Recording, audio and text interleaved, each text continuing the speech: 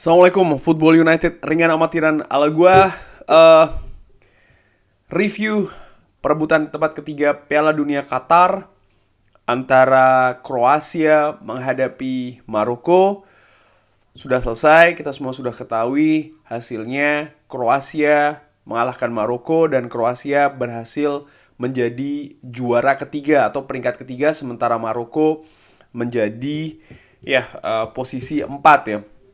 Dan seperti gua katakan di sebelumnya ketika Maroko kalah menghadapi Prancis di semifinal, raihan Maroko di Piala Dunia Qatar kali ini luar biasa. Dan tadi di pertandingan menghadapi Kroasia, gua melihat Maroko ini apa ya?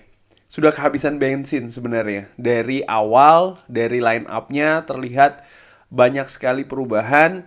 Ada beberapa pemain utamanya di lini belakang maupun juga lini tengah, bahkan yang belum pernah dimainkan sama sekali oleh Maroko mendapatkan menit bermain ya, karena memang ya keadaan dari skuad Maroko yang kelelahan ya kan. Menurut gue ada permasalahan fisik. Contohnya adalah Bilal El Khanous yang tadi bermain di gelandang sebelah kanan. Ini pemain yang belum pernah dimainkan sebelumnya. Ataupun juga Abdelhamid Sabiri yang ketika menghadapi Portugal maupun Maroko, ketika menghadapi Portugal maupun juga menghadapi Prancis, itu tidak dimainkan, duduk di bangku cadangan. Tadi juga bermain dari awal, dari belakang juga. Bagaimana pemain-pemain andalan seperti Roman Saiz maupun juga Nayef Aguerd ini tidak dimainkan sama sekali oleh Walid Regragui. Jadi memang menurut gua ketimpangan squad terutama dari lini belakang dan juga lini tengah. Sementara Kroasia menurut gua tampil tetap solid di belakang Josko Gvardiol, ada Ivan Perisic di kiri ya. Lalu juga ada Mateo Kovacic, Luka Modric, pastinya juga Andre Kramaric. Di awal-awal pertandingan, di babak pertama gue melihat fokus dari Maroko. Bahkan sang kiper hampir saja melakukan gol bunuh diri ya. Ini memperlihatkan memang kondisi fisik, menurut gue fokusnya agak sedikit goyah dari Maroko. Menurut gue sih karena kondisi fisik, dimana mereka ini kan tampil secara Spartan, secara habis-habisan, bahkan dimulai dari penyisian grup. Sementara Kroasia menurut gua dengan pengalamannya ini mampu tampil lebih excellent di babak pertama, bahkan sempat unggul duluan. Nah, gol pertama dari Kroasia menurut gua dengan skenario skema yang sangat bagus. Guardiol itu berhasil mencetak gol di menit ke-7 bahkan, walaupun 2 menit kemudian Achraf Dari mampu menyamakan kedudukan menurut gua melalui skema serangan yang agak sporadis sebenarnya. Tapi Mislav Orsic di menit ke-42 bikin gol yang menurut gua luar biasa. Golnya bagus banget, cantik golnya. Di babak kedua dengan keunggulan 2-1, Kroasia lebih banyak setback, sementara Maroko kembali berusaha untuk menekan, mencari peluang, mencari solusi. Tapi menurut gua berusaha juga menjadi kreatif ya, dengan beberapa kreasi dilakukan. Tapi ketajaman menurut gua ini yang menjadikan Maroko gagal mencetak gol, walaupun tadi sempat ada satu ataupun dua peluang yang menurut gua peluang yang cukup besar ya. Salah satunya itu dari Youssef En-Nesyri, di mana Youssef En-Nesyri ini di peluang-peluang menit terakhir itu ya, hampir saya dari sundulannya. Dan ketika pertandingan masih normal juga mungkin ada bukan dua, mungkin ya 3 peluang in total dari Maroko. Salah satunya juga ada yang diblok oleh penjaga gawang Dominik Livakovic. Tadi juga ada kontroversi penalti yang menurut gue harusnya tadi didapat itu ya untuk Kroasia, Gvardiol, tapi wasit memutuskan berbeda. Gue juga nggak ngerti nih kenapa, padahal ada VAR ya kan. Pun juga pelanggaran setelahnya sekitar 2 menit kemudian ada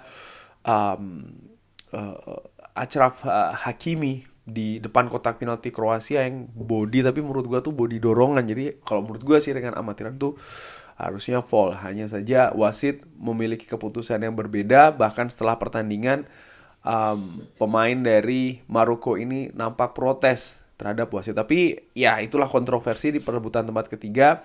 Kalau gua melihat sekali lagi bagaimana sama seperti ketika menghadapi Prancis, pengalaman dari Kroasia lah yang mampu memenangkan, bahkan akhirnya meraih tempat ketiga, pencapaian yang luar biasa bagi Kroasia di 2 Piala Dunia terakhir, di mana sebelumnya mereka jadi runner up, kali ini peringkat ketiga. Seakan-akan dalam tanda kutip ada penurunan ya dari peringkat kedua ke peringkat ketiga. Tapi gue melihatnya tidak demikian. Gue melihatnya ini prestasi yang luar biasa bagi negara Kroasia, yang notabene bukan negara besar dari sisi populasi, tapi mereka ini mampu dengan konsisten berada di 3 besar Piala Dunia di 2 edisi yang berbeda pula. Setelah ini, ya mungkin Luka Modric tidak ada lagi di Kroasia, dan menurut gue ini akan sangat menarik. Dan seperti gue katakan di awal, Maroko pun juga demikian, tampil di awal, bahkan diragukan untuk bisa lolos penyisihan grup, mampu menyisihkan Belgia, mampu mengimbangi Kroasia, bahkan di babak knockout menghadapi tim yang lebih difavoritkan, Spanyol dan juga Portugal. Mereka berhasil menyingkirkan tim-tim tersebut dengan ceritanya sendiri ya, ceritanya masing-masing. Namun ketika menghadapi Prancis dan tadi menghadapi Kroasia, menurut gua bensinnya sudah habis. Tapi ya apapun yang diraih oleh Maroko dengan meraih sampai dengan ke semifinal ini sudah merupakan sejarah bahkan bagi Maroko, bagi benua Afrika, dan juga bagi Piala Dunia itu sendiri. Menurut gua bagaimana ada tim dari benua Afrika yang sebelumnya Asia ya kan, Korea Selatan sampai dengan semifinal, kali ini dari Afrika pun ada yang meraih posisi 4 besar. Nah, seperti gua tulis di judul ataupun juga di thumbnail, dari partai tadi Kroasia menghadapi Maroko, ini ngobrol ringan amatiran ya. Tentu saja ada beberapa pemain yang menonjol yang menurut gua kalau seandainya menyisihkan faktor dari Erik ten Hag, menyisihkan faktor dari harga, menyisihkan faktor dari gaji, dan katakanlah kemungkinan ya, kalau ya ini kita sedang atau gua berandai-andai, satu pemain Maroko dan satu pemain Kroasia sepanjang turnamen ini, siapa kira-kira yang cocok nih untuk diambil ke Manchester United? Sekali lagi ya, ini hanya